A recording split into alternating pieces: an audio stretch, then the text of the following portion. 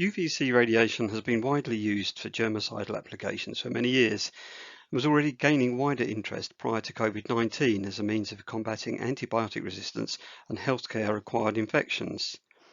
Advances in UVC LED technology and research into the use of Far-UVC are providing many opportunities for innovation that all require reliable radiometry in order to establish germicidal efficacy as well as photobiological safety.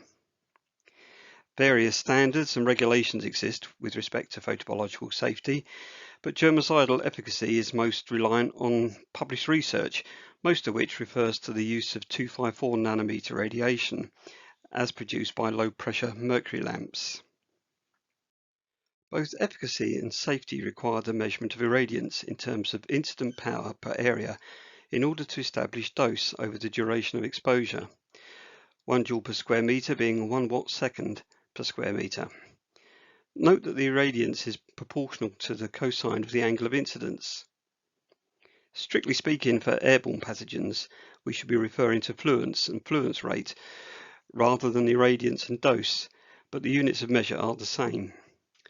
Fluence rate refers to the irradiance from all angles that is incident on a small region of space. Practical measurements are generally made as a planar irradiance measurement using a UV radiometer. Depending on the source configuration and environment, it may be necessary for fluence rates to be estimated from planar measurements taken in several directions at a single point, and it may be appropriate to use UV reflectance data to aid modelling.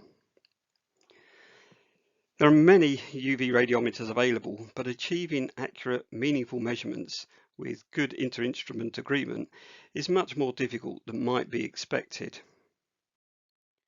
In principle, UV radiometers are a relatively simple device comprising a cosine diffuser, normally with some optical filtering to match the response with a photodetector that is connected to a suitable amplifier and display electronics. The device needs to be calibrated against a reference source. There are a number of quality indicators that determine the measurement accuracy, or measurement uncertainty to use a better term, that can be achieved with a UV radiometer. The three issues of primary concern are spatial response, spectral response, and calibration. Also relevant, but of secondary importance typically, are such matters as temperature effects, stability, linearity, and fatigue. Just because a device has some opaque white diffuse looking sensor, it doesn't mean that it has a good cosine response in the Far-UVC. Germicidal UV applications frequently require measurements over very wide angles, so a poor cosine response can easily become the dominant source of error. Note that most manufacturers don't calibrate devices with an extended source. An ideal UVC radiometer will have a perfectly flat in-band spectral response, completely block longer wavelengths, and have an infinitely sharp cutoff. Not possible in reality, of course.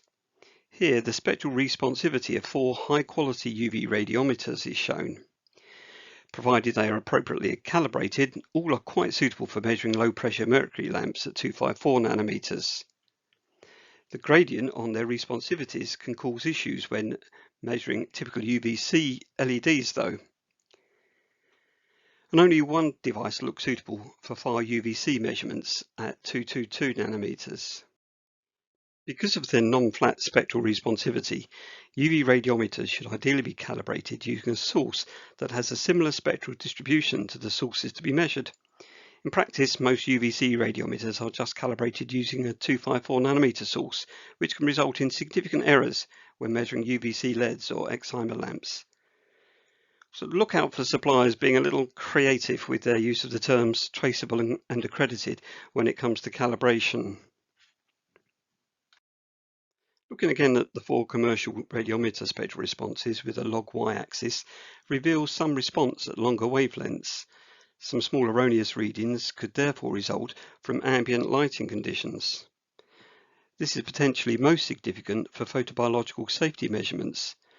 An external long-pass filter can be used to determine this ambient signal level, which can then be subtracted as an offset from subsequent measurements.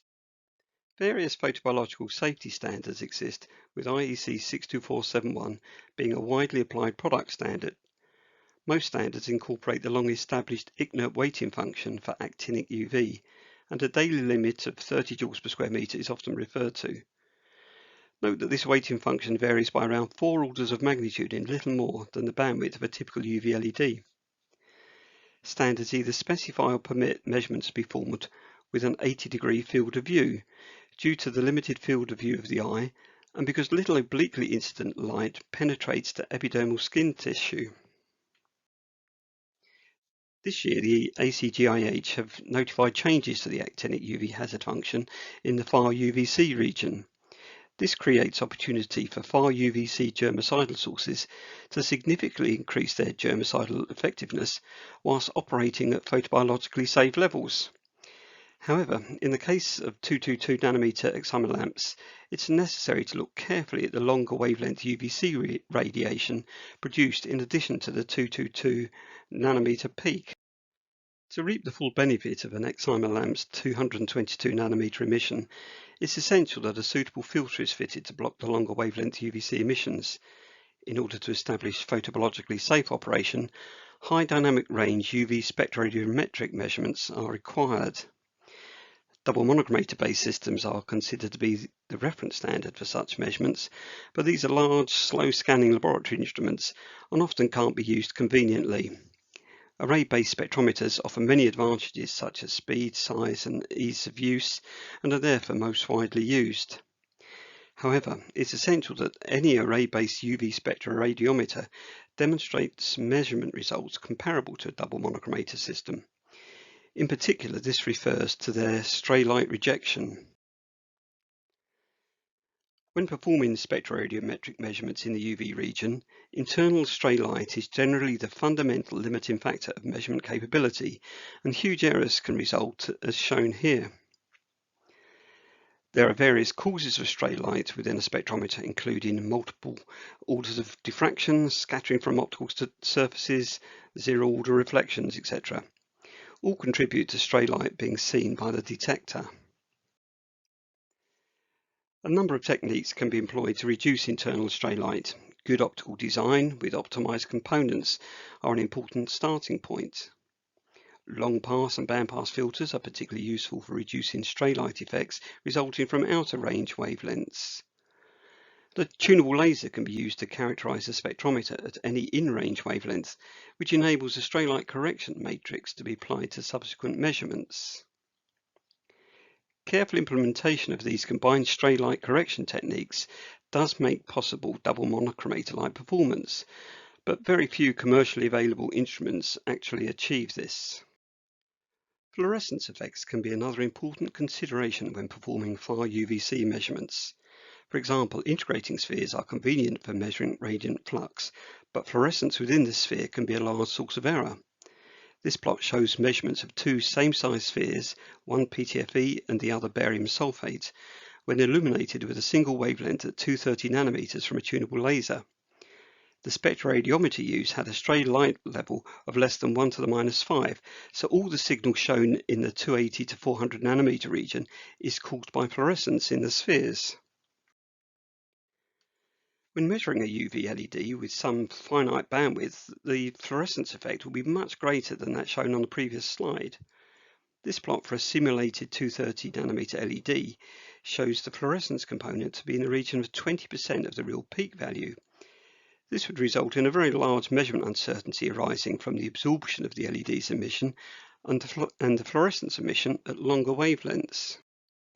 The dominant cause of the fluorescence lies in contaminants such as hydrocarbons and other organic material which form on or penetrate the surface of the sphere coating.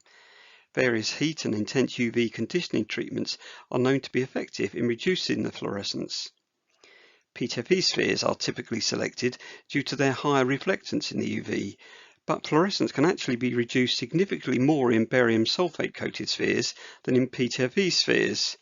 So barium sulfate can sometimes be a better choice for UVC type LEDs. A few manufacturers offer integrating spheres preconditioned to reduce fluorescence effects, but fluorescence will return whenever a sphere is used and stored in normal lab conditions. The rate at which fluorescence returns is dependent on the sphere's usage and storage conditions, but over time it will return. Therefore, it's necessary to have some long-term means of monitoring and removing fluorescence. So to summarise, a few commercial radiometers are available with Far-UVC responsivity, but it's important they're calibrated with an appropriate source.